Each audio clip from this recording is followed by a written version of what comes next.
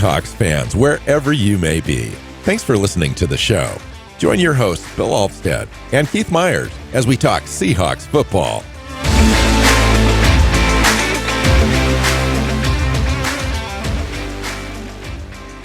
Hey, hi, Seahawks fans. Welcome back to another episode of the Seahawks Playbook podcast. I'm your host, Bill Alvstad, sitting down with co-host Keith Myers. We're here to talk Seahawks football. I've got a great show planned for you today. It's our, I think, fourth mock draft of the season, Keith, third or fourth. I think they're third. No rules in this one. We just did what we felt we needed to do to get the draft to fall the way that we'd like it to. And I know personally I tried to be realistic with my trades. I had a couple trades, and the value is right within the trade charts. So it all lines up for me for the most part. The only thing that, Seahawks fans, and sometimes they do, will dispute where players are supposed to be drafted, quote unquote. And as when you enter these mock drafts, if you've done them, and I'm sure most people have at this point, you basically just have the opportunity to take the players that are available to you. Sometimes those seem to be unrealistic, sometimes not. In my draft, they're basically realistic. I think for the most part, we use a consolidated big board aggregate that takes into account hundreds of mock drafts out there, big boards, and puts those into a master board, if you will, that basically slots players as an aggregate average over all the big boards that are out there, from all the big writers and draft gurus, all that kind of stuff. So with that said, Keith, how did you do? I had a couple of trade backs. Did not move forward in this draft to grab a player. I really enjoyed my draft, liked the draft, kind of, it's all over the place as far as the types of players and position groups and so forth. How about you? Yeah, I moved back twice and up once, gave me a better distribution of draft picks overall, rather than having, 50 and 52 clumped together. I had 36 and 52.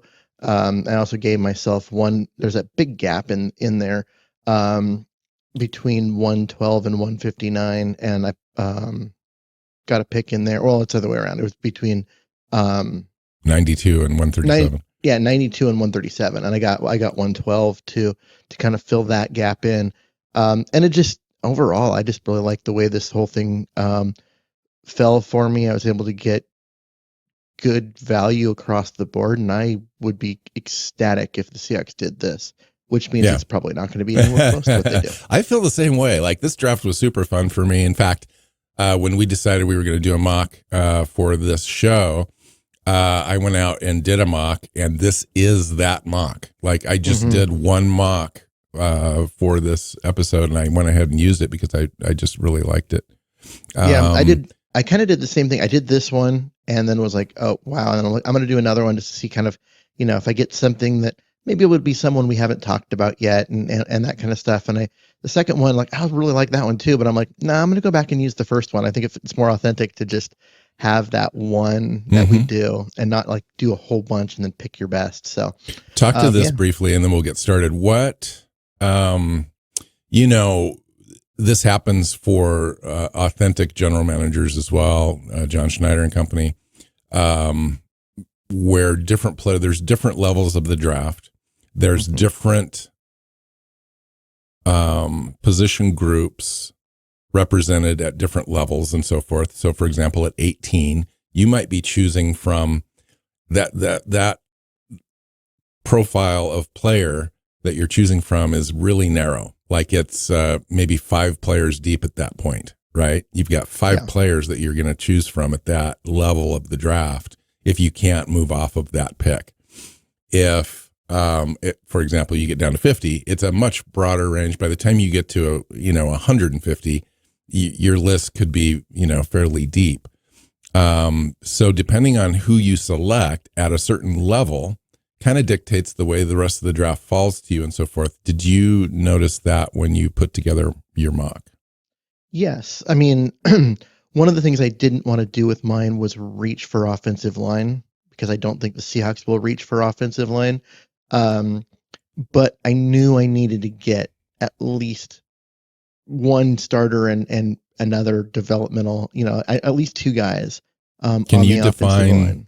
Can you help the audience by defining reach? Where at and what scenario would you consider a reach? So a reach would be like, okay, at 18, you're like, we need a guard. And so you're going to go and draft, someone that would be taken in the late 20s, early 30s, like the guy Booker, I think is his last name, from Alabama.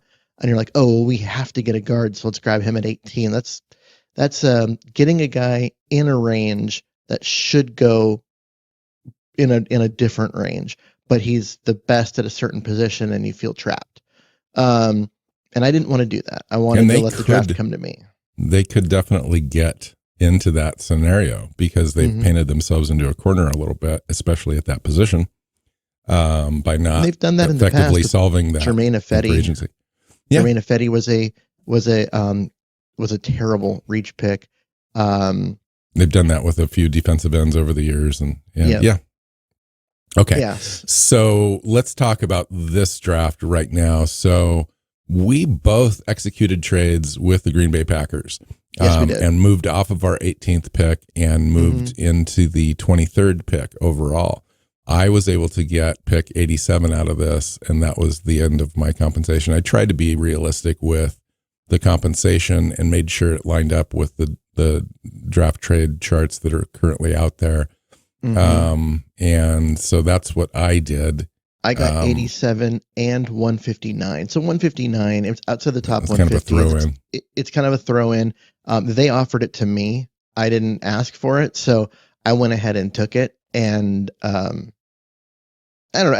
It also fits within the trade charts because 159 is worth so little compared to 18 and 23 that it just doesn't move the needle much. So I went ahead and took that one.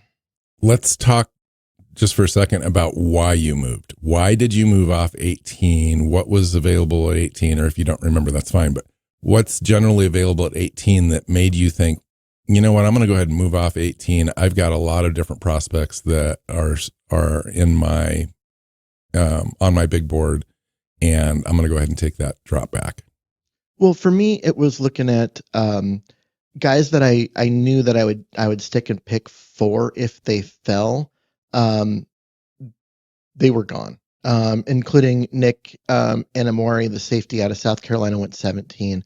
And that left me with Emeka Egbuka, a wide receiver, Kenneth Grant, Will Johnson, Shamar Stewart, all guys that I would like, but there's like 5 of them and they're all kind of equal to me. They're not that, I have to draft this guy. And so I'm like, okay, there's 5 guys. I can move back 5 spots and know that I'm going to get one of them. Okay. So let's go ahead and have you start. Okay. So the guy that I drafted at 23 is a guy, I honestly don't think he'll be there at 23. He may not be there at 18. It's Shamar Stewart. He's an edge player out of Texas A&M. Yeah. I think he's his college weight, he played at 290, so he would be a defensive end in the 3-4, but he came into the combine at 267, which would put him in outside linebacker territory. This guy athletically, and the stuff that he can do athletically is like Myles Garrett territory, just an absolute freak athletically and just everything that he does. Granted, he wasn't productive in college. He only had 4.5 sacks. So clearly has some technique that needs refining and, just maturing.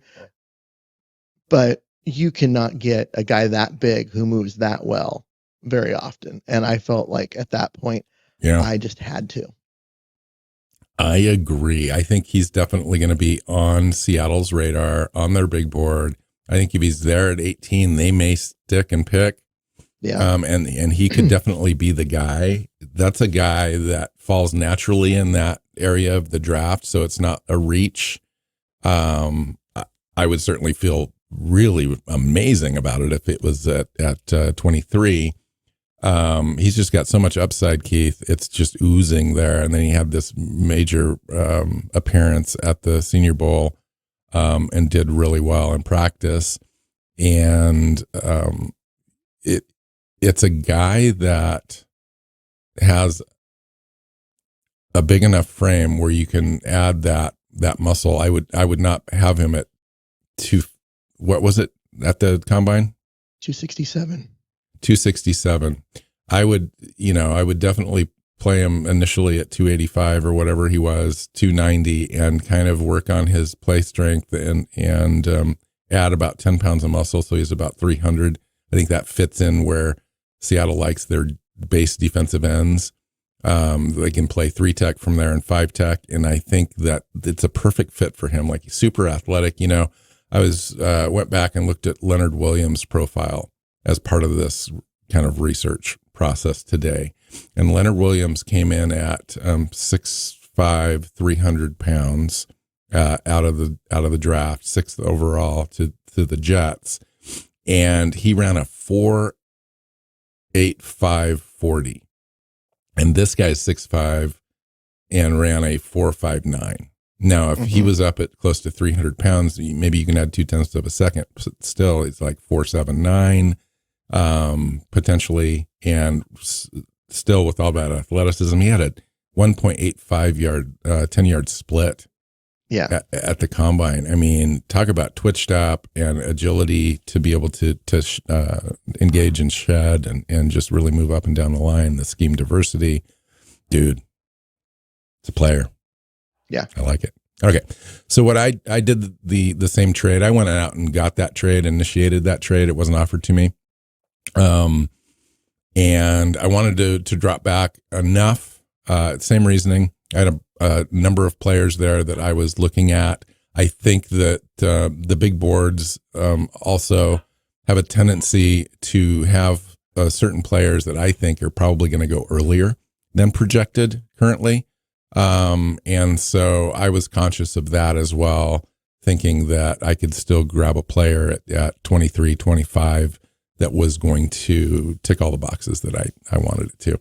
So with the 23rd pick, I chose Gray Zabel out of North Dakota State. We solve our interior offensive line need, as well as it's not a reach, I don't think. I think Gray Zabel is going to be in this range. He's going to go anywhere from very early second round to as early as 18. Yeah. And I think that it's a perfect scheme fit marriage for Seattle. That's why I really like this pick. It's just the alignment of value with scheme fit and a player that is outstanding, I think, is as far as a prospect. 6'6", 312. He's got the shorter arms. He played tackle at North Dakota State. He's going to move inside, but he does have the scheme diversity. He played all 4 offensive line spots and took offensive center snaps at the Senior Bowl. And a lot of people think that he's going to be a center, I think, just because of those 32-inch arms. And that may very well be. I see him as being a great left guard prospect in Seattle, and then probably starting at left guard right out of the gate, depending on what happens at the center spot during camp and what they see with this prospect and so forth. But he had 17 starts at right tackle, 16 starts at left tackle, 4 starts at left guard. He can snap the ball, play center. So I just find him extremely intriguing as a prospect and as a football player, as far as being the guy that's just a good football player, like processing speed, able to have the play strength, be a leader on the offensive line, and just a really darn good football player. And so I considered Kenneth Grant. I think that was the biggest what if for me. It was either Kenneth Grant or it was Gray Zabel. And when I talked to you about how does the draft fall for you if you choose certain players at certain levels of the draft? And that's kind of one of these decisions. I'm going to go ahead and get Gray Zabel. I really like him. I think he has an equal grade to me as far as Kenneth Grant, Gray Zabel. But the need on the offensive line dictated this pick more so than I would normally be comfortable with. But it was a pretty decent alignment, so I went ahead and went with it. Yeah, no, I like that pick. In fact, I wanted Gray Zabel. I was trying to trade back up for him, and him going to I think it was the Giants at 34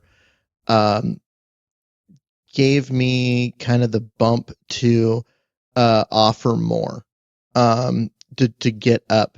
And I ended up at 36 in order to get a guy that I really liked there. But it was mainly because I'm like, if Gray Zabel is off the board, like I screwed up. And so I'm like, I gotta make sure that I get a guy that can come in and be a starter right away. But I didn't want it to be a reach pick. You know what I mean? Like, I'm trying to find, and so it was another guy that I felt was dropping, that was available, that shouldn't be there. But it was, honestly, it was really set by Zabel in terms of my, where that I had to make that move. So that'll tell you kind of how I feel about him. Well, so did you pick Donovan Jackson? No, I did not. Oh, interesting. Okay. So how did your trade go down, and how did you arrive at your decision? So I traded away pick 50 and pick 92. So that's a second and a third rounder to move, which is a lot to give up. I mean, it fits within the draft chart, but it's still a lot to give up because that's two players in the top 100 to move up. But I moved up to 36 and took Josh Simmons, the offensive tackle out of Ohio State. Okay. Which is a guy that if he makes it out of the first round, I'll be surprised. This guy he did get injured, right? I think he did. And that was why he's kind of fallen just a little bit. Yep. But this guy is a crazy good athlete for a guy his size. He's only 22 years old. But he's massive. He's long. He's really fluid as an athlete. And you know what? He becomes instantly, even though he's a tackle, he's instantly your starting right guard and a massive upgrade over anybody who's there, and your swing tackle, because he can push outside at any point. But I would say you bring him in as guard his first year, let him learn, and then move him out eventually, whether it be to left on the side and they move on from Charles Cross to save money there, or on the right side if Abe Lucas's knee isn't where you want it to be. But overall, like you said, he's an instant starter at guard. He would be an instant starter at tackle for most teams. He did have an ACL in October. Yep. So that, there are certain players that come back, and it's hard to add a guy like run the 40 6 months later, right? And do a decent job. And that Penn State safety, I think, was a good example. He had an ACL 6 months ago, came in and ran 4.50. I can't grab his name for the life of me, but the Penn State safety. So you can return, but it's more difficult with bigger guys. Yeah. And so he'll have to clear the medicals in order for that pick to happen. But if it does, I'm not going to complain, because this guy is obviously super talented, and if it wasn't for that knee injury, he'd be a top 15 pick. I feel very confident saying that. If it wasn't for the knee injury, he'd be a top 15 pick. So it's interesting. He's got 33. He's got 33-inch arms, but he has an 84.5-inch wingspan, which is 99th percentile. So he's just a big human. He's broad. Broad. His broad shoulders. Yeah. Right. Interesting. So and he would start at left guard for you. He would start. I'd start him at right guard. Just because and move Christian Haynes over, maybe. Yeah. Depending on how the rest of your draft shakes out. You have a big competition at left guard at this point. But yeah, you've got this guy's just a monster of a human, and he's so athletic. You can do all of the things in a zone blocking scheme that you need. That usually you pick, slightly smaller guys that can, because you need movement skills. Well, this guy has all the movement skills while being ginormous. So he gives you the best of both worlds, and that's really why I felt like I kind of had to go there. And then, yeah. So I executed a trade here at this spot as well. I traded off of 50. I got to my 50th pick. I really had about 5 or 6 different prospects that were on my board. I was considering Darius Alexander, Tyleik Williams, Jack Sawyer, Jaden Higgins, the wide receiver, and Alfred Collins, the defensive tackle. And I thought, well, I'm going to move back, and an opportunity just came up. The board selected or gave me a trade opportunity just to move down one spot. So Denver comes up from somewhere else and wants to get 50. I drop back one spot. Well, 51, and I picked up a 4th round 122nd overall pick, which put me in a slot between 92 and 137 that I had a void there that I wanted to fill. And with that, I selected Tyleik Williams, the defensive tackle from Ohio State. So you and I both had Ohio State guys there with our second pick. And I love this player. Like, this is one of those guys, if you don't get Kenneth Grant. So I was considering Kenneth Grant at the top. Similar player in what they do, similar size. Tyleik Williams is slightly less long than Kenneth Grant, but at 6'3", 334, but ran a 4.68 40, which is faster than Kenneth Grant. He's got a little bit more agility. He's a young prospect at 22 years old. He's been very productive. He's just got that raw power, the exceptional contact balance. Like, he just moves around. He doesn't get knocked onto the ground very easily at all. And he's got that scheme diversity that you're looking for on the inside. Even though he's 334 pounds, you can move him along the interior of that defensive line from a 0 gap to 1 gap. You can do 3 tech, 5 tech with him. He does have that ability. He's got that alpha dog mentality and leadership quality about him. And we need a stud in the center of that defense. It just works better when you have a guy that can swallow double teams, that can give you a little bit on the pass rush. It's not the most important thing out of that spot. And just really take on double teams and just swallow offensive linemen and open up the defense the way it's intended to allow other players to be successful around you. And that guy does that in spades. And so I thought, tremendous value. I highly doubt that he's going to be available at 51 in the draft. I think he goes earlier, not too much earlier, but he does offer that little extra in the pass rush because of his agility and able to get upfield. Not just a run stuffer. There are plenty of those in this draft, including Alfred Collins, who I was considering at the same draft level. I don't like Alfred Collins for that reason. I think he falls in the draft a little bit, but I think a player like Tyleik Williams is a riser in this draft because he just offers a lot in that physical profile. Yeah. So the next pick would be 52. And we both pick at 52, right? We both pick at 52. I've got another player who, to me, has top 15 athleticism and tape, but drops because of an injury.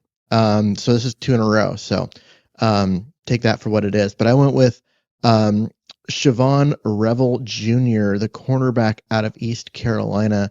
I mean, this kid is he's 6'2", 194. He's 40 time of 4.4. Yeah, and just his tape is like crazy good. I mean, there's nothing he doesn't do well. His recovery speed's elite. He plays very physical up front. He's at his best when he's up on the line of scrimmage, challenging people. It just comes down to, he tore an ACL in September. Now, September, that's almost a year to get back. I think that he should be ready to go. But at the same time, like that injury, the question marks there, they're going to cause him to drop a little bit. And for him to be available in the 50s had he not gotten hurt, I think he might have been the top cornerback in the draft. I think that, this is like a perfect fit. And so, I just really liked him and thought that he was going to be a guy that I could, drop in there. He'll compete with Woolen, maybe eventually to supplant Woolen a year from now. And just give them the depth that's desperately needed. They need to add a good player at the position. And this is a really good player. Yeah. I really like this player, and you always want to be leery of injuries and so forth, but things like this are just not the way they used to be. He definitely comes back from this. You want to make sure the medicals are clear. He's ready to go for camp and the season. To me, this is a bigger, stronger version of Witherspoon. Like, a guy loves to hit. He comes up and plays the run lanes really well. He's physical at the point of contact with wide receivers. So he's going to give guys, jamming difficulties at the line of scrimmage. He sticks really well. He's on a swivel. He plays the ball, has exceptional ball skills. I like him a lot. I mock him frequently at this range for Seattle just because of the value.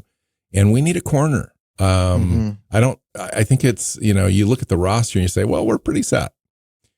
But really, you've got 3 guys, one of which is, kind of has up and down seasons in Woolen. And the other guy we just signed is a, restricted free agent contract that is really unproven in the long run. And you could upgrade there, I think. And so you definitely would do well, I think, to add another really good player at that spot. And, a year from now, this guy could be your guy opposite of Witherspoon. Yeah. And, you get somebody else to play the slot. Now, they like to play him down there. I'm talking Witherspoon now, and move him around in the nickel and closer to the line of scrimmage and all that kind of stuff. But he has the skill set to be a boundary guy as well. And so this gives you an opportunity to kind of move guys around a little bit. And they love to do that on the defensive side of the ball. So yeah. So now instead of just having Spoon that you can move all over the place, you've also got your other corner that you can move all over the place and really just make life hard for opposing quarterbacks that are trying to figure out what the heck you're doing. So I stuck and pick at 52 as well. And I have to tell you that you and I disagree on this pick, and that's okay. And I am absolutely in love with this prospect. And I think this is the year Seattle finally selects a quarterback. Now, Jackson Dart, to be honest with you, at 18, I wouldn't even bat an eye if they drafted Jackson Dart at 18. Just based on the way that I'm hearing his draft stock is moving up, and I think that he may not even make it to 18 at this point. And he would be a good pick. There's no question. He's younger. He's a good prospect. But I really like Tyler Shugg, the quarterback out of Louisville. He is 25 years old. That's going to be the knock. And you're going to hear that from Keith over and over here. He's 25 now. He'll be 26 before the season throws starts. his first pass in the NFL. He'll be 27 before he probably plays his first listen, actual it's snap. not just listen. Here's my deal on this whole thing. It's not just me who feels this way about this quarterback, and it's not just me who is discounting this age thing with him, because I agree, his age is not ideal. It's not. However, he makes up for it with the maturity, with the, instead of having a 12-year career, Keith, with one team, which never happens anymore, you get a 10-year career. And he's just got so much upside, 6'4", 219. His athletic ability is really sound. He's got a 1.59 split. He's going to give you that ability to move around in the pocket and get outside and run and scamper for first downs and so forth, all that kind of stuff. Todd McShay has him on his big board at 32 overall. This guy's going to get drafted, and it's going to surprise a lot of people, I think. He's gone up against so much adversity in his career. Started at Oregon during the 2010 COVID campaign. Actually started 7 games there, graduated with 2 degrees from Oregon in 3 years, transferred to Texas Tech, won the starting job, then fractured his collarbone in like the 3rd game. He came back in 2022, was ready to go again, and he re-broke the same bone because they elected not to have surgery in the first game of 2022. He then had surgery. In 2023, he suffered a season-ending broken fibula on a drop hip tackle. He ended up getting his master's degree during that time as well, got married, transferred to Louisville in 2024. All his injuries have been unrelated, according to the medical staff at Louisville, fluky rather than injury prone. His mental processing and football IQ and leadership and competitiveness and the grit are just off the charts with this guy. I think John Schneider is literally going to be attracted to this player. And, went through all that. And in addition to all that, Keith, just on the field, the guy just really has great tape. He makes good decisions. He doesn't get flustered in the pocket. He's got good awareness of pass rush, can manipulate in and around the pocket to step up and make throws. He's not afraid to step into throws, even under pressure. Gets the ball at all levels of the field. His arm isn't like Josh Allen arm, but it's not a bad arm. It can get you to all the levels of the field and all that stuff, and the timing wise and everything is just really good. Just a natural passer, natural leader. I think he could be the pick there. I'm just saying, I really believe that if Seattle's in on him, that it wouldn't shock me. That I would be seriously disappointed if Seattle decided that this guy was the quarterback of the future. So you know how everyone said that Bo Nix was on right there at the edge of being too old? This guy's 2.5 years older. And honestly, it's not just the length of the career that matters. We're talking about development at this point, because this is a 25-year-old man playing against 19 and 20-year-old kids. He should look good, and he does on short range passes. He's a dink and dunk master. Has some middle range, completions that look really good too. And you're right, he has the arm, but I'm just saying, that's what you see on his tape is a lot of dink and dunk stuff, and you need to be able to me, I think you need to be able to challenge down the field a little better. But ultimately, it comes down to that age. Is he going to develop any bit more? He's not changing physically in a positive way at this point at all. Listen, and he's kind of where he's at. Quarterbacks develop all the way through their careers. I mean, they develop little things, and you heard Geno Smith say, I can get better at doing this. And then goes out and tries to get better. I mean, you're not talking about moving the needle a huge amount, but incrementally, the guy's still gonna be learning.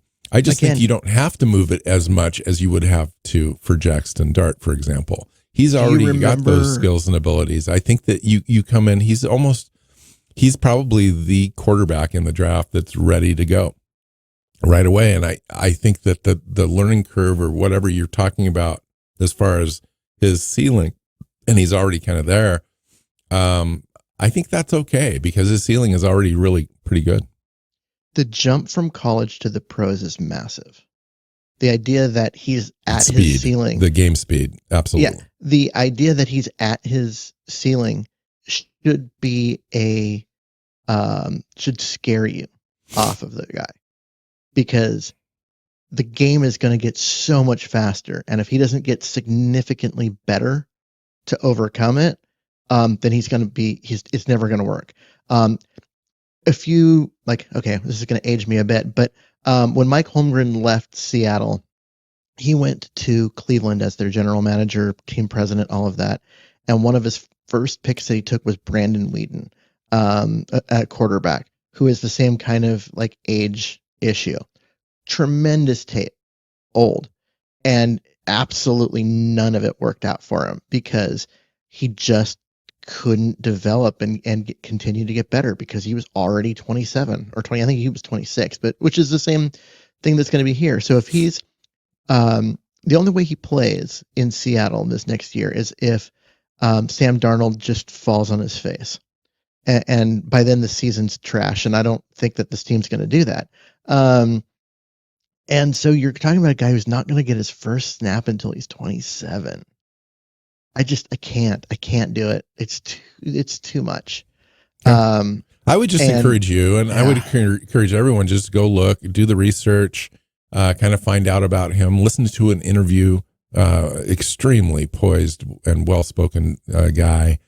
I just, in this situation, and speaking to exactly what you just talked about, I normally agree with you, almost 100%.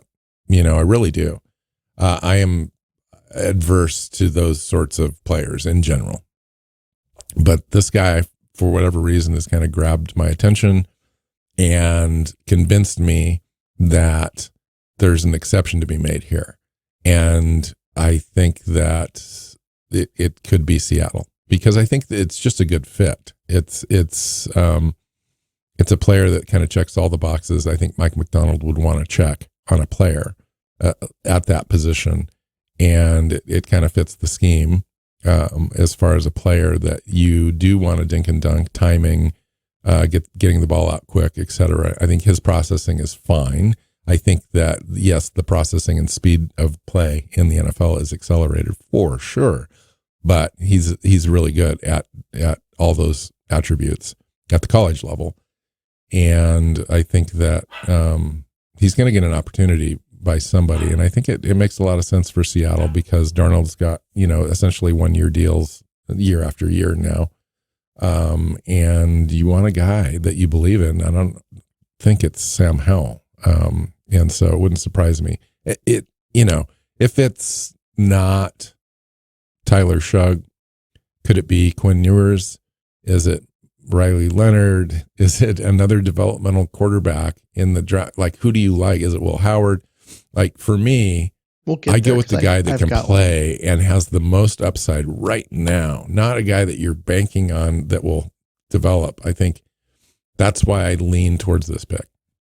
I just find me the last 26-year-old player drafted at 26 that wasn't a complete washout in the NFL. Yeah, all it takes is one. I don't know. You're not gonna find one.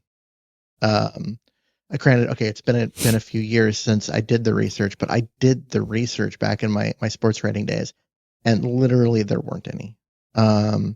And it was, just the track record is as bad as you could possibly get for old players, and that's why people were scared of Bo Nix. But he's 2.5 years younger than Tyler Shugg. Okay. So after 52, Keith, What did Yep. you do? So Did you stick and pick at 82? I did not. I traded pick 82 to the Saints for picks 93 and 112. Okay. Which got me in that range. Where again, like you were saying, we needed a pick kind of in there between 92 and 137 because it's just a huge gap. And that's really the one of the last talent shelves in the draft, that range. So I stuck at 82, and I selected right guard Tate Ratledge out of Georgia. I was surprised he was still there, honestly. I think in the real world, I think Tate Ratledge is a consideration for Seattle at 50 or 52, to be completely honest with you, especially if they miss early with their first pick. But he's their best player available on my board, regardless of position at that spot. 6'6", 308, has played as heavy as 320, ran a 4.97 40, his 32-inch vertical, a few other agility tests show that he's super athletic. He's a 95th percentile in the 3-cone, for example. He's still got all that power though. So he's got the agility and the power. He's got the ability to anchor and pass protection, but he's also got the ability to get out to your reach blocks in a wide zone. I think he's a really great fit for the scheme and the blocking scheme and what they want to do. And he's got also has that kind of nasty finishing demeanor about him. I think it's a perfect fit.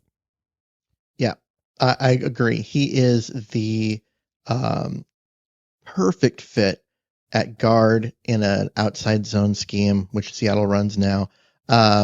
Just absolutely the right guy, which is why I picked him at 87. And so, to me, he comes in as, I'm like, all right, he's, we have our right guard. I took him earlier at Josh Simmons. We have our left guard in Tate Ratledge. And if Christian Haynes wants to play, he's got to beat one of those guys out. And we'll see what happens. And to me, that sets up, you're in a really good shape. And then I would move Lumea inside to center, which I think is where he belongs anyway. And I've been saying that since before he was drafted. I think he's a center in the NFL. And so I would move him inside, let him compete there and learn behind Sundal and Oluwatimi, and show that he can stick. And I think you go from having a really bad offensive line to having a really good one in 2 draft picks with Ratledge and a guy like Josh Simmons that gives you a lot of depth that you currently don't have. Interesting. So we both had that 87 pick via that trade in the first round, and my 80. I'm scrolling to find it. My 87th pick overall was best player available. There were a number of different players in that range. Brady Swinson at the edge was probably the biggest guy I was looking at, and almost selected him. And Jared Wilson was there in the interior offensive line, and I'd already solved that, I think. But he is a center that I would be considering, especially if I missed on a couple of the other guys. But I chose Caleb Johnson, the running back out of Iowa at this spot. This is where I would consider Seattle selecting a running back. It's not a huge position of need if you look at the roster, but Kenneth Walker's been rumored to be on the trading block. I don't know that I buy any of that, but he is in a contract year. He's going to be fairly expensive to re-sign. And I really enjoyed Charbonnet's running style last year. Just a guy that was a little bit more physical, and Mike McDonald just harps on that. We want to be more physical. We want to be more physical. We want to take it to the defense. And Ken Walker just doesn't do that. Ken Walker's a home run guy. There's no question. And he fits really well in a wide zone scheme.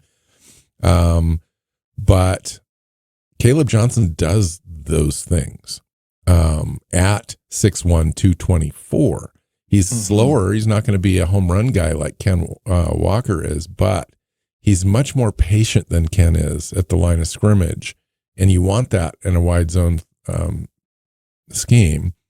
And this guy has really good tempo control and exceptional vision to set up blocks. And when he plants and goes, he's got this huge burst to get up through the line of scrimmage and get to the next level. I really like him, like a lot. Like you go watch him and the way he plays his to his size. He plays big. He takes it to a defense. He breaks tackles. He has that burst. He's got Chris Carson speed, right? Mm-hmm. And Chris Carson wasn't a home run guy, but he was plenty fast for what you wanted him to do. Like everyone, to my knowledge, the only rub on Chris Carson was the fact that he was injured. Always injured, but when he was his healthy, running style was it was amazing. And this guy's kind of got that in him a little bit. I love him, and he's one of those guys that when I'm doing these drafts, I watch for, because if he is, there as one of the on the bottom end of the top available talents, I start looking at trading up to get him because he's worth it. And after Caleb Johnson, there's this shelf that the running back talent drops. There really is. And I keep looking, and it just, it didn't work out in this draft for me to get him. But I ended up picking up a player that we'll talk about later at the position that is worth thinking about and looking at. But I love that pick. Did you stick at 92? I can't remember. No, I've traded. I have 93 though. Okay, so I've got 92. So at 92, dude, I love the way that this draft fell for me, and I love this player. Wide receiver Jalen Royals. Out of Utah. I got at 93. Really? I love Jalen Royals so much. Oh my gosh, right? So 6 foot, 205 pounds, 4'4", 240. So the thing about this kid is he gives you a lot of what the Seahawks need, not only today to kind of broaden out their wide receiver room and really kind of add a vertical threat, but he gives you so much more than just being an X guy. He runs great routes. He's got a tremendous split at 149, 10-yard split, which shows the burst off the line of scrimmage, the long speed at 4.42. But he's dangerous after the catch. He's a great route runner. So all the route tree stuff is available to him. He's not just a guy that's going to be running verts for you. He's a guy that's going to be running all the different routes. You can line him up everywhere, in the slot, outside, in the backfield, all that kind of stuff. Physical runner. And I just like the versatility. And it works. It's almost a perfect prospect and a perfect draft pick for Seattle this year, because really you've got a guy that's been injured a lot, that's also going to play slot next to Njigba in Cooper Kupp. And this guy is kind of not either one of those guys. He offers much more diversity in as far as the alignment potential. And so perfect draft pick, I think. Yeah. I mean, I look at him. This is a guy who was a basketball player in high school, who also ran track and was really good. So he's got that speed, but you go watch him on those deep throws, and that basketball background shows up. His ability to box guys out, go up, get to the ball, secure it in traffic through contact, is just outstanding. And at that speed and everything, this guy is going to be, I think he's going to be really good at the next level. I read people comping him to Deebo Samuel, and as an idea of the type of athlete. And and the compact kind of frame that he has. Yeah. He's not short. He's 6 foot, but yep. He's just got that really nice compact frame about him, and the speed. Crazy. Okay. The other player I was going to mention, the Penn State safety, was Kevin Winston Jr. They just had their pro day. The reason I mentioned him is because he was another player that I was considering at this level of the draft. Mm-hmm. And he ran a 4.50. He's kind of a box safety, more of a box safety guy. Okay. I'm at 122 next. Where are you? I have 112. Okay. So 112, which is one of my trade pickups. Interestingly, this is my sixth pick, and 5 of the sixth picks have been selections at levels where the Seahawks did not enter the draft. The only native pick that I've had so far is 52. But at 112, I picked Oluwafemi Oladejo, the edge player out of UCLA. Yeah. Guy We just that talked about him the last show. Yep. It's, 4.7 40's maybe not the fastest guy at the edge, but this is a guy with a middle linebacker background. And yeah, I mean, he is, he's legit. Yeah, he can do, He's he can super do everything. strong on the edge, but also can, get upfield and disrupt stuff and drop back into coverage. And he's emerging. Like I think if I remember correctly, doing the research before, he was a latecomer kind of a guy that just really emerged with production at the end there. But he was the guy that was like a converted linebacker or something like that, right? Yeah, he was a middle linebacker who they converted to edge, and so his pass rush repertoire is still developing. But this guy is like super. He's Boye Mafe, right? A guy who can do everything. You can see him in coverage. You can see him setting an edge. You can see him coming up and filling a gap and hitting guys at the line of scrimmage. And you can see him coming off the edge and getting to the quarterback. He is super versatile, and I love that about him. And like I said, he reminds me so much of Boye Mafe. So being able to get him at this stage in the draft just felt right. Yeah, no, he's one of my favorite players for the Seattle Seahawks to come out of this draft with. And I don't know how you do it unless you move around a little bit like you've talked about. Every time I do a mock, it's just he's a little early at 92 or you miss him because you're drafting later at 137. That's kind of why I wanted to be in that 122 range. And I'll be darned if he didn't come off the board at 121 in my draft. Like I was looking at him, I would have selected him. He was gone. So I chose, and you and I were thinking the same though. We came off that defensive end edge rusher show, and this is one of the guys that I was paying attention to, is defensive end Jared Ivey out of Ole Miss. Yep. Now, he's kind of a tweener a little bit in our 3-4 defense, which actually has made me attracted to him in a sort of weird sort of way. So this is a kind of a power edge rusher, what I would call him a power edge guy. Not quite a defensive end, Leonard Williams style. That's why I looked up Leonard Williams earlier.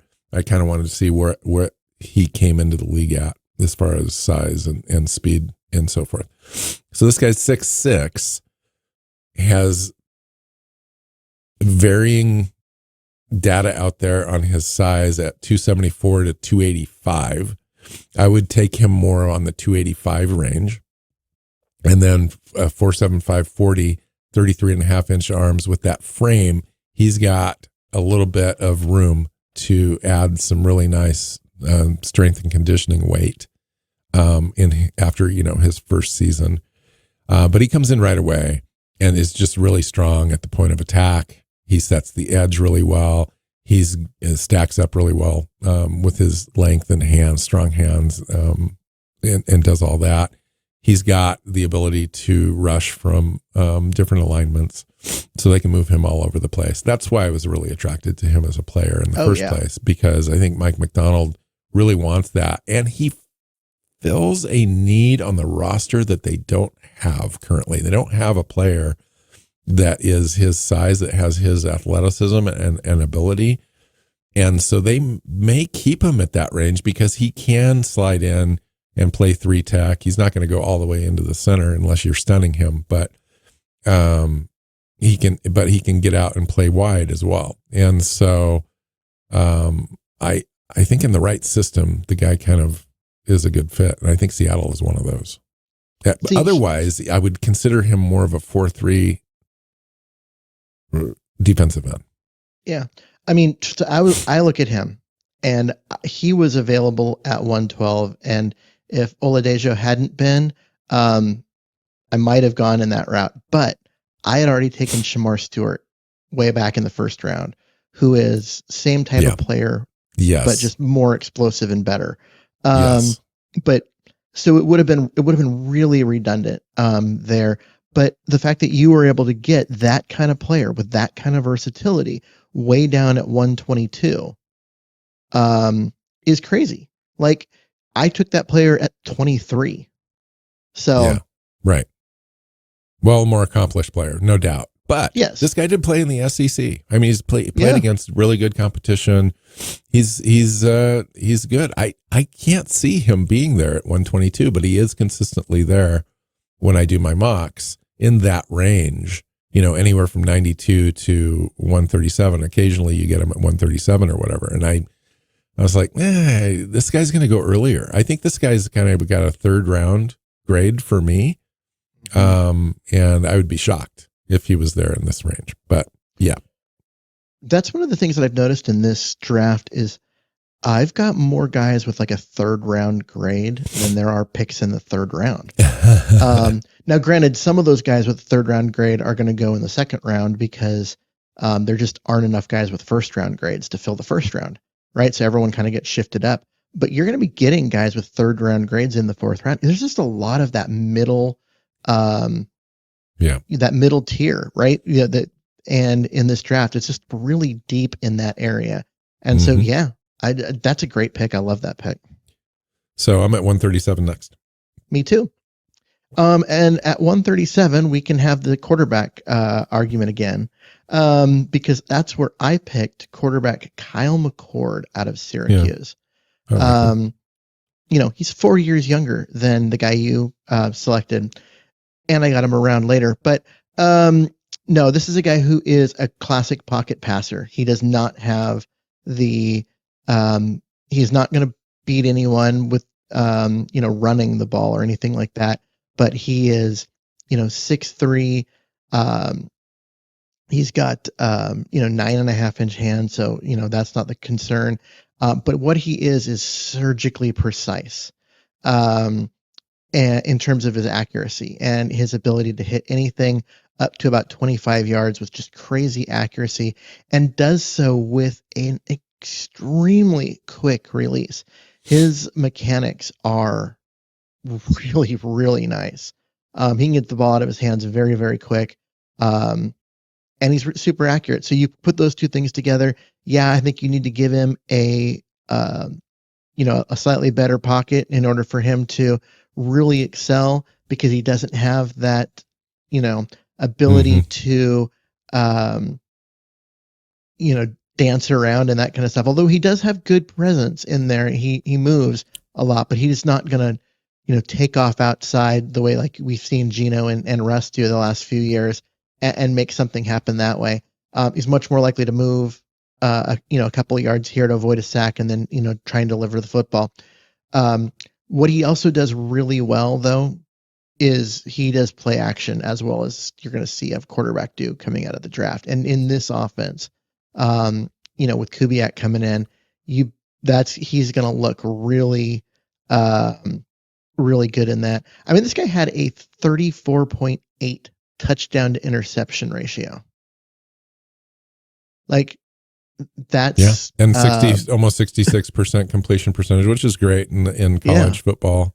I like him, actually. I really do. It's one of my earlier in this process, one of the early quarterbacks that I looked at and really was interested in.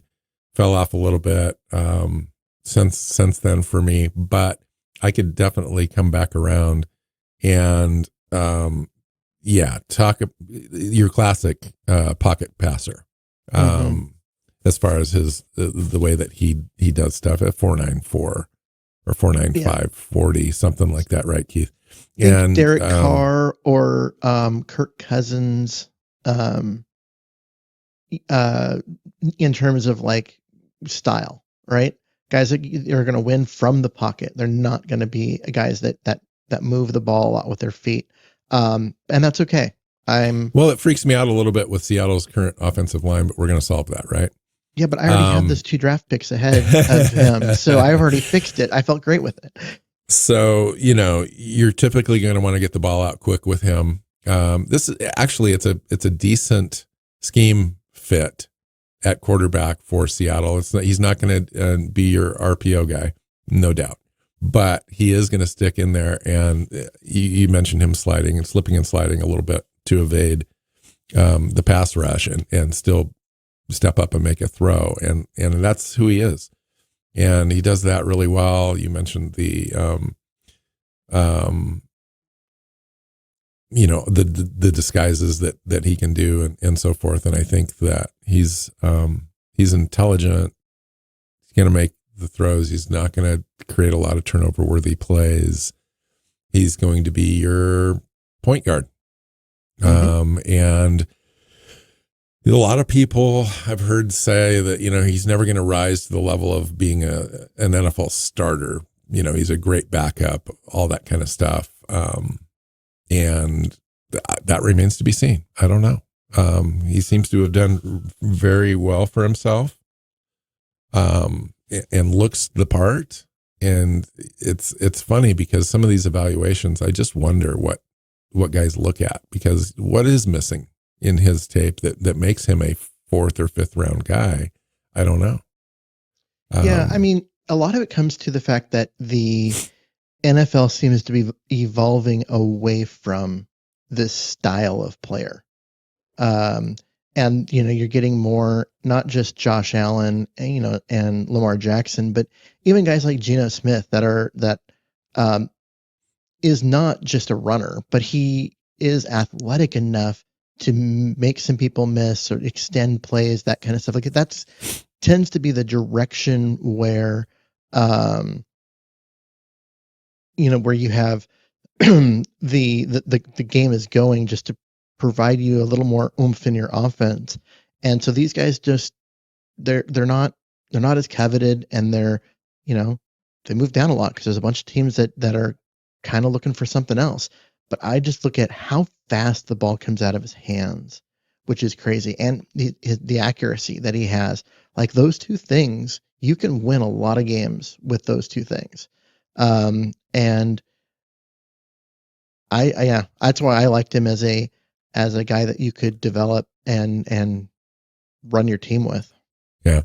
Well, you got your dink and duck quarterback. I got mine. So we'll see who has the better NFL career, right? Okay. So at 137, I went with linebacker Danny Stutzman, literally best player on the board at that point in my draft, and actually fulfills I think a need on Seattle's roster that's understated a little bit, which is a 3rd linebacker. We've got Ernest Jones re-signed up. Tyrese Knight was a rookie last year. He looked fantastic, especially towards the end of the year. It looks like we've got our 2 guys, right? But really after that, you've got Drake Thomas, which they really like. Josh Ross just signed up for another year. Patrick O'Connell's still there, et cetera. So really behind those 2 starters, you don't really have a starter level player that could come in. And the thing about Danny Stutzman, from Oklahoma, 6'3", 233, 4'5", 240, 155 split, 34-inch vertical, super athletic. He does a lot of things really well, but nothing, not one thing extraordinary, right? So he's great at against the run. He's, can blitz off the edge for you. He's great at navigating traffic, and he's good at dropping back into coverage, and he's a great tackler. So he does all of those things, but his size at 233 is a little undersized. Mm-hmm. So I think he's a great fit for this kind of utility player at linebacker for Seattle. I think that he can cover for Ernest Jones. being a guy in the middle, but also he can be outside in Tyrese Knight's weak side linebacker spot, still off the ball, but is able to do some coverage things. And then in certain packages can give Mike McDonald a guy that can blitz as a disguise package. And so I like it at that level of the draft. It's like, what more could you want? Plus he's a special teams guy. No, I love that pick. He's too small for me. And I say that jokingly because my next pick at 159, do you have anything before 159? Oh. Do you? No. So, okay, at 159, I picked Jeffrey Bassa out of Oregon, who is the same size.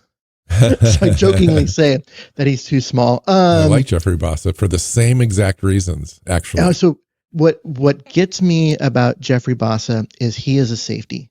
That's where he played for the first couple of years of college before converting to middle linebacker. He plays coverage and zone extremely well. He's 4.63 is going to drop him in the draft. He's not quite fast enough. It's an average. That's average. But it's not elite, is what I'm saying. Right. It's not. But the 159 split's not bad either. Those are both around 70th percentile. But I just think that he's going to be able to come up and he can do anything you ask him to, and especially cover. But he can also come up, fill holes. He's very active with his hands, taking on lead blockers, and his ability to just get through traffic and get to the ball carrier, I really like. Special teams player, because you only have two middle linebackers on the field, but you need a third because they don't stay healthy 100% of the time. So you got to have someone who can come in and fill that gap. And I think this guy can. I think he's going to be a nice developmental player that gives you some depth at a position where you don't have any. You said it all, man. It's like, I love that about this draft is like you are now starting to draft guys that are creating better depth on your roster at positions that are really important. Like that linebacker position in Mike McDonald's defense is outsized as far as its importance in this. And the guys behind your current starters are just not at the same level. And you want that. And a guy like Stutzman or Bassa, those guys can develop for a few years. Then you've got some hedging. You've got, and especially against injury, where you've got a guy that can step in and really kind of cover without a drop off. And when you can do that on your roster, why not? I mean, you get a guy like Stutzman or a guy like Bassa on your roster, then you're able to drop off a guy like Ross or a guy like Drake Thomas or O'Connell that've been hanging around your roster for a while, but haven't really done anything to demand more playing time. So you go ahead and upgrade that spot. They're good on special teams, but they haven't shown you that they can come on and contribute to the defense. Okay, you can get a guy like, these guys, the two guys we're talking about, that can give you the same thing on special teams, but also have the potential to add something to your defense. So at some point you just have to keep adding depth and dropping off, guys like O'Connell that just don't give you anything. That's why I love this draft. Like, and I love our drafts that we're creating here. It's like each one of us are really addressing similar deficiencies while still have the integrity of the big board and allowing the draft to kind of come to you a little bit. We're still able to do that. So I love kind of both these drafts. I'm at 172 next. I am at 172 next. So go ahead. Okay. So at 172, I fulfilled a need while also choosing the best player available on my board. Tight end Jalen Conyers out of Texas Tech. I think one of the best blocking inline tight ends in the draft, but also gives you some plus ability in on the receiving end. He's 6'4", 260 pounds. So he's not one of these undersized tight ends that are going to be just receiving only guys. This is going to be a Y tight end. It's going to be able to be in line for you. Can also play some fullback for you when necessary. A 4.7 440, which is average for the position, but a 35.5 inch vertical and a 6.9 3 cone show that agility, the ability to add a little bit for you in the pass catching ability and yards after catch. I think that versatility is exactly what, our offensive coordinator really wants to be able to have in a tight end. The Noah Fant stuff is great, that to have that weapon, but really the guys that do the dirty work are really what gets you on the field in this particular scheme, in 12 personnel where you're going to need to block. And he's got that ability. Anyway, I like it. I think it's a guy that comes in immediately as your third tight end and takes over for like a Brady Russell. I know they just signed Eric Saubert to be kind of that third tight end on the roster, but it's a league minimum contract. Mm-hmm. And a guy like Jalen Conyers probably beats him out as far as, getting out of camp with that third spot. So I went tight end 3 picks later, but at 172, I went with JJ Pegs. I think that's how you pronounce it. Pegues. Pegs. And the defensive tackle out of Mississippi.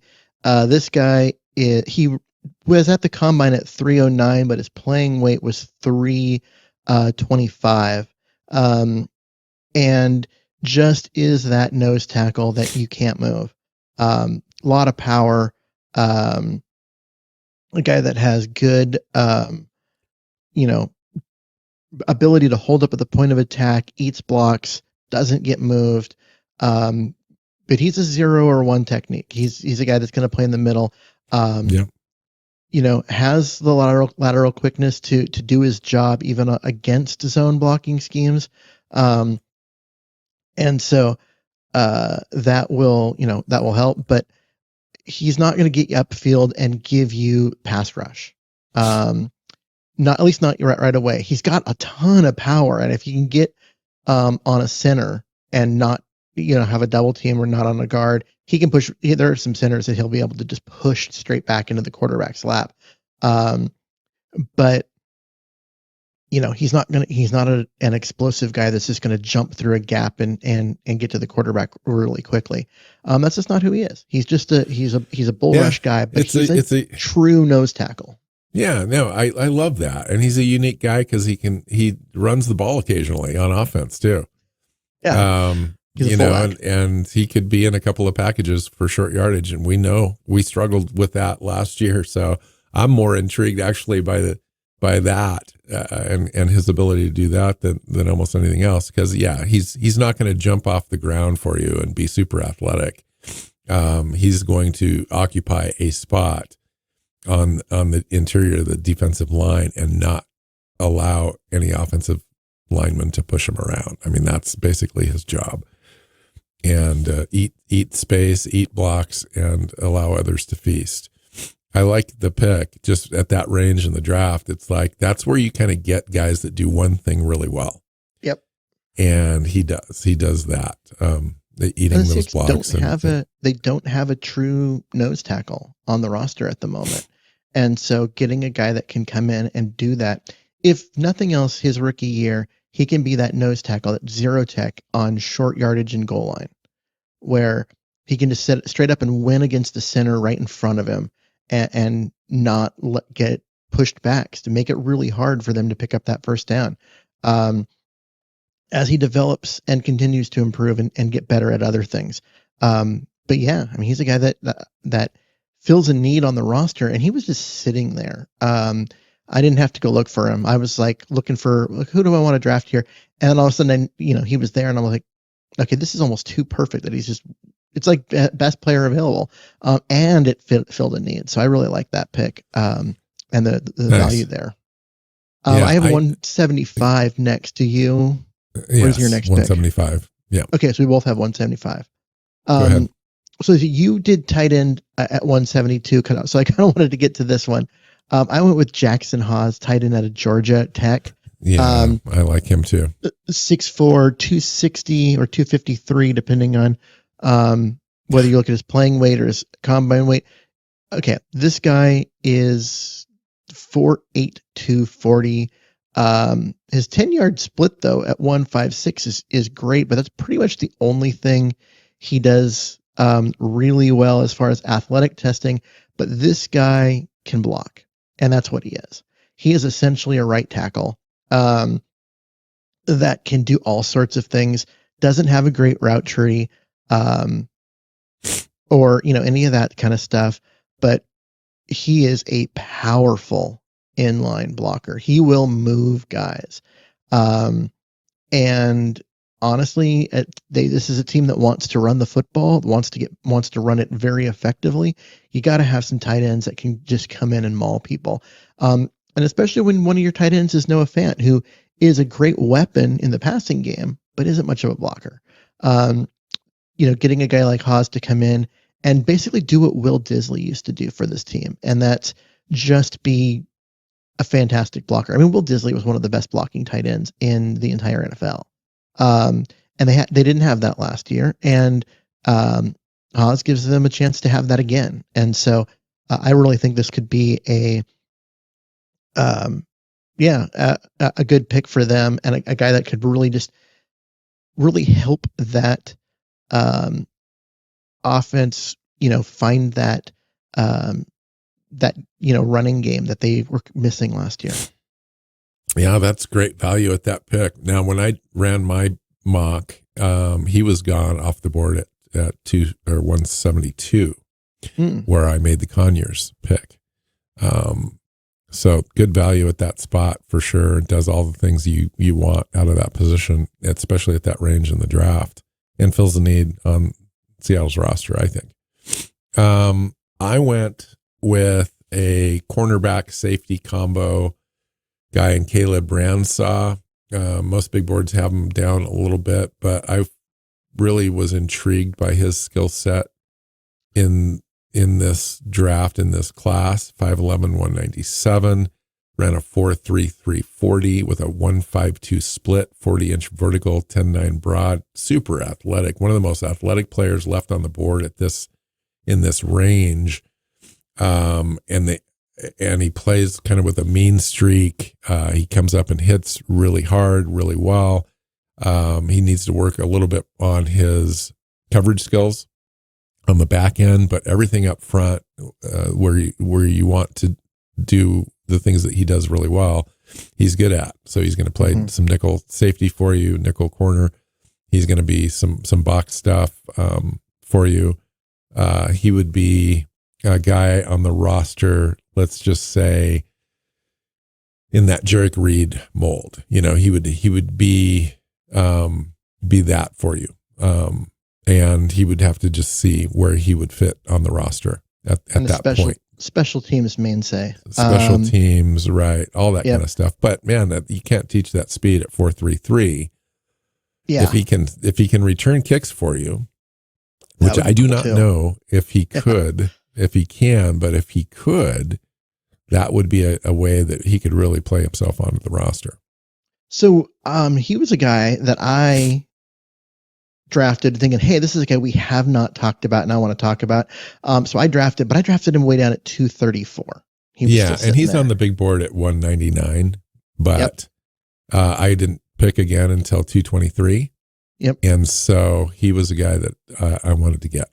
Yeah. So for me, who was my last pick of the draft. But again, he's a project. He's a guy that got all the athletic traits in the world, which means he can come in and do special teams and be great right away and develop. I liked him in part because he is a strong safety in a free safety's body.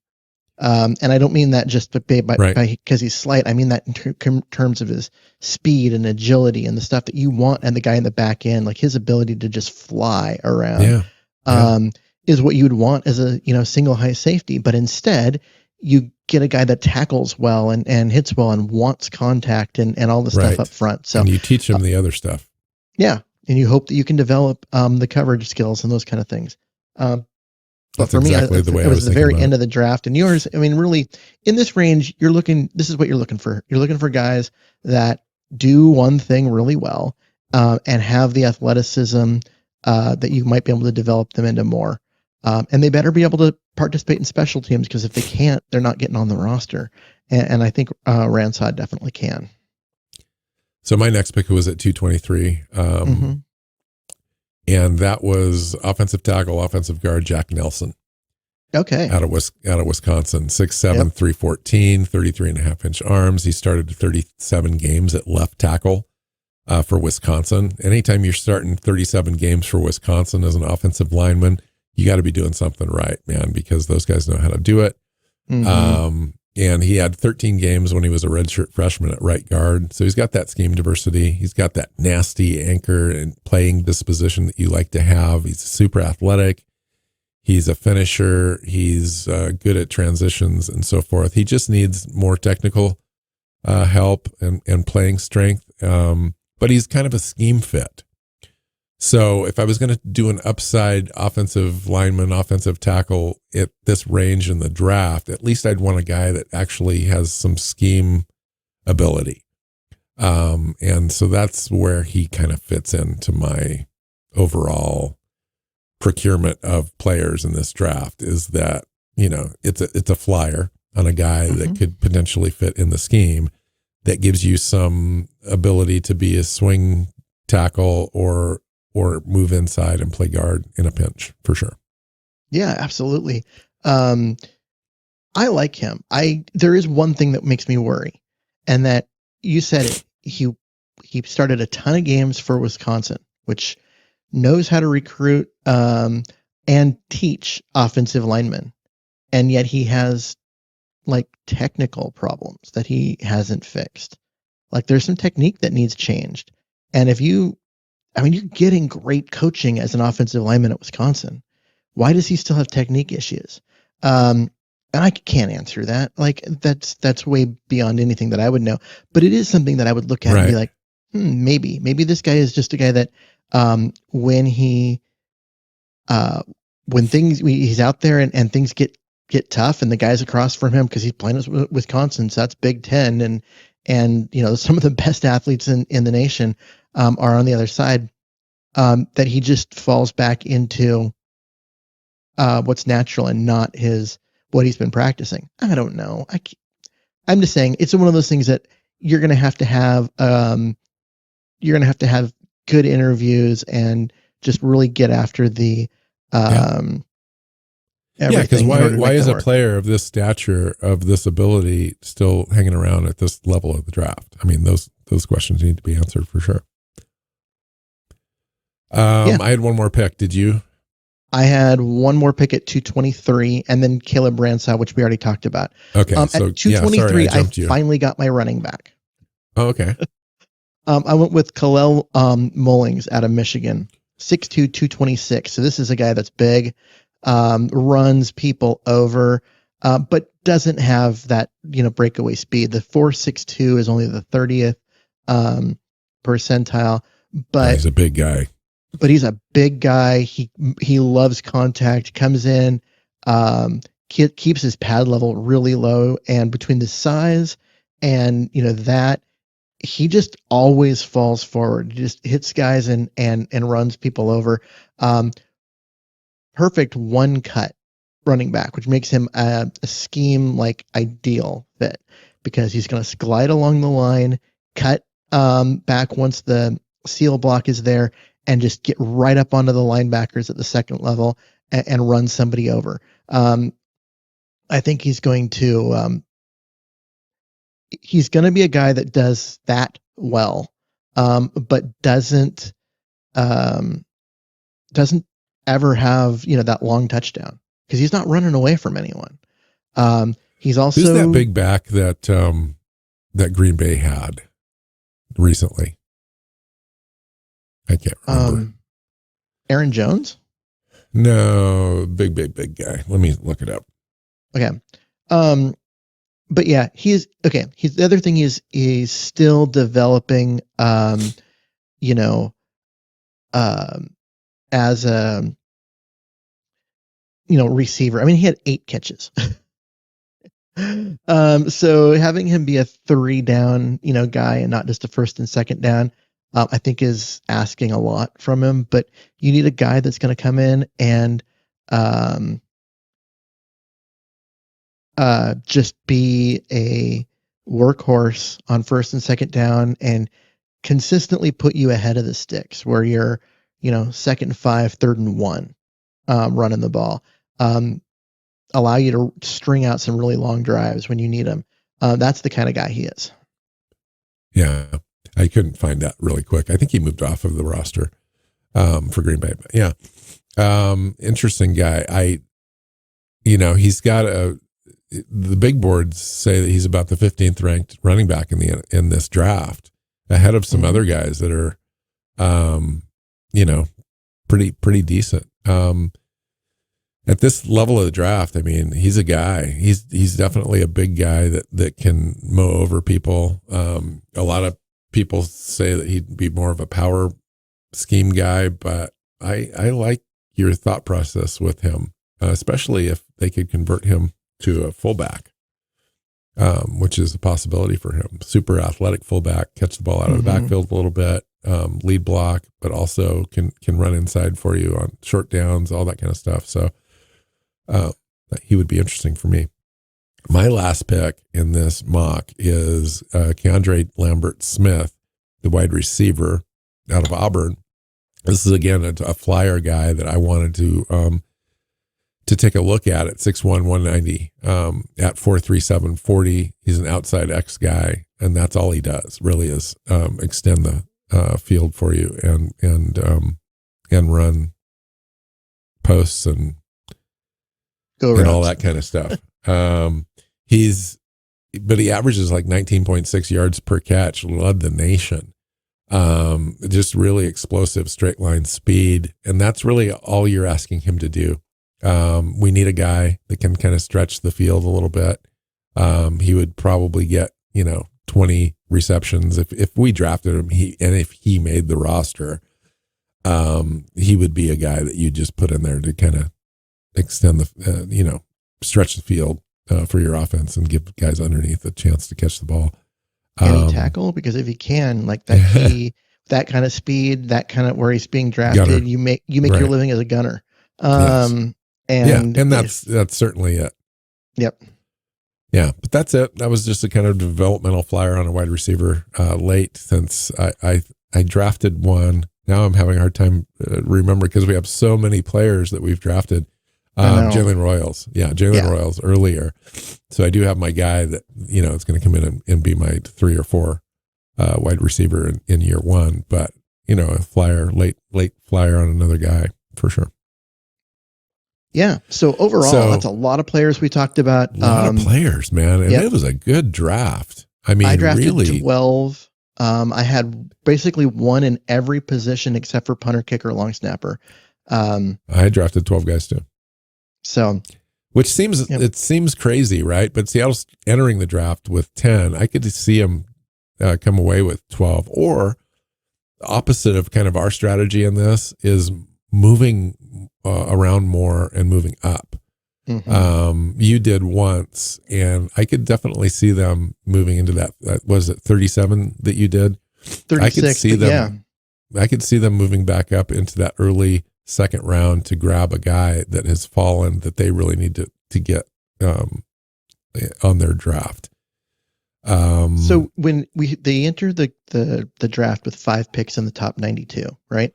I ended up with 5 picks in the top 93, whatever. I had to drop down from 18 to 23 in order to do that while still moving up to 36. Because otherwise moving up to 36 would have cost me one of those picks and yes. some of that depth that drafting in that range creates. But like I said, there are a lot of guys in this draft that I have 3rd round grades on. And so I want picks in the 80s and 90s. And So yeah, it was worth moving down to get those picks, but it was also worth moving up to get a guy like Josh Simmons, who's just, got that extremely high end, upside. He could be your left tackle of the future if you decide to let Charles Cross walk and not pay him. Yeah, and I moved up, moved back off 18 to 23. So there's 5 spots, and then I moved off of 50 to 51. So total of moving back 6 spots enabled me to pick up an additional pick in the top 100. So instead of 5, now I've got 6 in the top 92.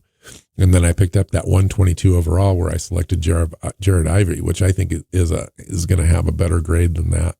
It's all said and done. That was a tremendous pick. So I thought, man, and then I left after that at 137, which is a pick our native pick at Denny Stutzman, and I just thought, wow, for me, I thought I really nailed the draft overall. Yeah, your fourth round was crazy good. I loved your fourth round. Yeah, well, when you started rattling out, because I had no idea, we didn't share any of this stuff before, and I was like, man, you nailed that. Whoa, you nailed that.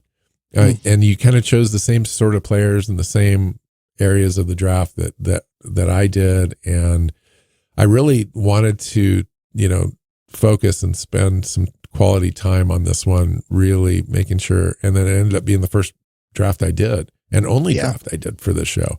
And if we were to come away with managing the draft board and selecting these types of players, either one of our drafts, I think, man, we would really do ourselves well to improve this roster and come away with, I'm going to say, 5 potential starters. I think either one of us out of this draft. And then, when you're talking about a third tight end or a key backup linebacker or a fourth safety, those are still going to be really important. Tackle. Yeah. Those are going to be really important out of this draft. I think this is a draft where Seattle's got an opportunity to really remake their roster, get younger. It's going to be Mike McDonald's really first draft all the way through the draft process with the team, and he's going to be able to put his stamp on it. The kind of players that he wants, the athleticism, the physicality, all that kind of stuff. I'm pretty excited because you run different mock drafts and models, and we're going to end up with like our top 5 picks in this draft are going to be really important players on this roster in 2025. Well, and in 2026 and 2027. Yes. I mean, that's the thing. When you have 5 picks in the top 92, you're looking at getting 5 starters. Yeah. I mean, that's the point of any top 100 pick, you want a starter out of. And in any, first round pick, you're really looking for a Pro Bowler. But you're looking for starting caliber talent there, and to add 5 starters to a team, especially one where the defense is already so good. It's going to make a huge difference. You're going to see it on the field. So one complaint I have on my own draft is I only had 1 defensive player in the first 6. And then I went defense after that. But I just went with best players available, and it turns out they were offensive guys. But you look at our offense, it needs some help. So yeah. But I wouldn't surprise me if that was flipped. Like, I know everyone's thinking offense in this draft, but depending on the way the draft falls, all that kind of stuff, you could end up with it being a defense oriented draft as easily. I think it's equal talent on both sides. Well, yeah. I mean, and you have Mike McDonald, who wants to have the best defense in the NFL. And for him to go out and get the guys to make that happen, if you're only giving up 13 points a game, okay, you just got to know you got to score 7 or 14, right? So, if you can do that, then you win games. And so, but yeah, my 23rd pick was an edge. 52 was cornerback. And then 112 was another edge. And so it was just a matter of, I also got offense. I got 2 offensive linemen and a wide receiver, which Phil needs. But Yeah, there's a lot of defensive talent in this draft that fell right into the right range, and right. Yeah, Fun exercise. Let's do one more right before the draft. Yeah. And see, kind of where we end up with, what we end up with in the final right before, because there's so much movement, I think, as far as my thinking on how this kind of all comes together. It'd be interesting to see how many of these players actually end up on this roster. At least I think that we're doing a good job getting the type of players identified that Seattle's after in this draft for sure. Okay, so remaining on the prospect shows that we're doing before the draft, we've got off the ball linebackers, middle linebackers essentially, and then we've got safeties and corners. We're not going to do the specialists, but so 3 more shows on that. No. Although our specialists are getting expensive. They are. It could be something to monitor. I don't advocate for getting a guy that's unproven out of the draft to kick field goals for us, but your field goal kicker is making $5 million a year, maybe. Yeah, and your punter's making $4 million. They are getting expensive, but both of them are weapons, right? I mean, Dixon is incredible, and Myers has been great from over 50. He's a typical Myers in that he will sometimes make the easy stuff very difficult, like the extra points. But he can hit the 50-yarders with reliability, and so I don't think he's going anywhere, but he is getting expensive, and he's getting a little older, so it's worth watching. Not this year, I don't think. I think going forward after the season. Yeah, I agree. Okay, let's get out of here. We'll do. I'm going to be gone for a little bit of time this next week, but we'll come back and we'll get those other shows in the can and get those done as we get closer and closer to the NFL draft. We are now within 20 some odd days of the draft. It's going to be exciting. It's in Green Bay this year. Boo. But in fact, maybe they'll get snow. Who knows? I don't know. It's kind of late in the spring, obviously, but it'd be funny to me if it was like frigid cold. I don't think they'd have the draft there anymore after that. Find Keith on Blue Sky at Myers NFL. You can find me at NW Seahawk. The show is Seahawks Playbook Podcast. Find us on your favorite podcast platform and our YouTube channel, and hit that subscribe button. Leave us a comment, all that good stuff. We would enjoy that. Let us know who won this draft between Keith and I. I thought it was pretty even. And to me, it shows the ability that Seattle is going to have to do whatever it wants to do in this draft to get the players that it wants. And it's pretty exciting. So I feel like the winner of this draft between me and you is going to depend on the quarterback pick. Because whichever one of those actually has a reasonable NFL career, it becomes the winner. Well, let's try to remember that in 7 or 8 years, and yeah, right. And I'll buy you a beer if you win. How about that? Yeah, I'll buy you a beer whether you win or lose. I'll take that. We'll still be doing this in 7 or 8 years, and I'll owe you quite a few by then. Well, deal. I'll take it. Cool. All right. We'll see you, my friend, and go Hawks. Go Hawks. Seahawks Playbook Podcast listeners, thanks for joining us for another edition of the show. You can find us on Twitter. Bill is at NW Seahawk, Keith is at Myers NFL, and the show is at Hawks Playbook. You can listen and subscribe to the show at SeahawksPlaybook.com.